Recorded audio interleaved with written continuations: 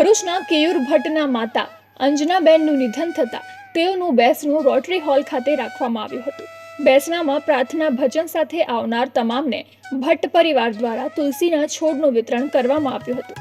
આ અંગે મૃતક અંજનાબેનના પુત્ર કેયુર ભટ્ટ દ્વારા જણાવવામાં આવ્યું હતું કે પર્યાવરણ અને સંસ્કૃતિ જાળવવાના પ્રયાસ રૂપે તેઓના પરિવારજનો દ્વારા તુલસીના છોડનું વિતરણ કરવામાં આવ્યું છે અને ભવિષ્યમાં શુભ અશુભ પ્રસંગોએ આ રીતે છોડની ભેટ આપવામાં આવશે।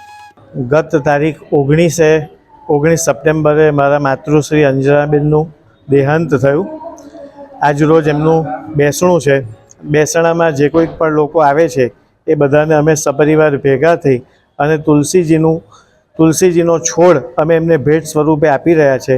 અમારી ભાવના એવી છે કે પર્યાવરણનું જતન અને ધાર્મિક સંસ્કૃતિનું જતન થાય એવી ભાવના સાથે અમે ભટ્ટ પરિવાર આજ રોજ આ તુલસીજીના છોડનું દાન કરી રહ્યા છે અને સાથે સાથે આવનારા સમયની અંદર લોકો પણ પર્યાવરણ પ્રત્યે જાગૃત થાય અને સારા નરસા પ્રસંગોએ વૃક્ષ ભેટ સ્વરૂપે આવે એવો અમારો ભાવ છે।